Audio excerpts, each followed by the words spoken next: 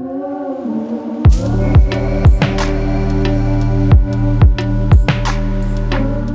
message central était l'importance de la restauration, de réutilisation des matériaux de construction, de la conservation maximum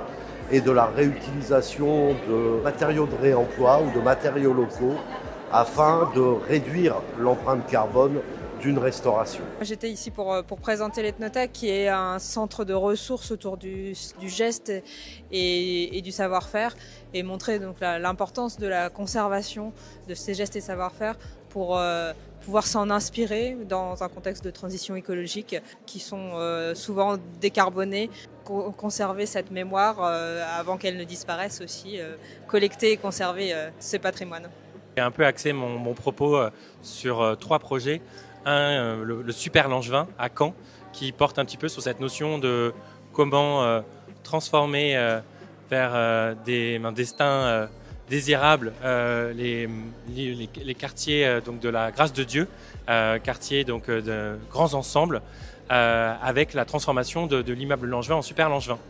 Et puis de l'autre, ça a été aussi de travailler sur les constructions contemporaines, comment on arrive aujourd'hui à concevoir de nouveaux bâtiments avec les notions de réversibilité pour qu'ils soient le plus pérennes au long terme, et surtout évoquer la question du réemploi in situ et en quoi les bâtiments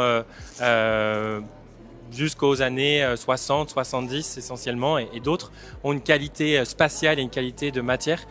qui fait qu'on doit les révéler, les amplifier plutôt que les démolir. Je dirais que le message est sûrement, peut se résumer dans l'aspect positif de la conjoncture qui, de fait de la question de la ressource et du réchauffement climatique, oblige à se réinterroger sur nos pratiques pour aller vers le mieux, revenir sur des savoirs passés oubliés,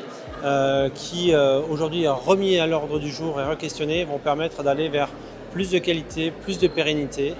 plus de réemploi, plus de matériaux nobles, naturels dans le sens de noble, qui permettront un bien vivre pour tous.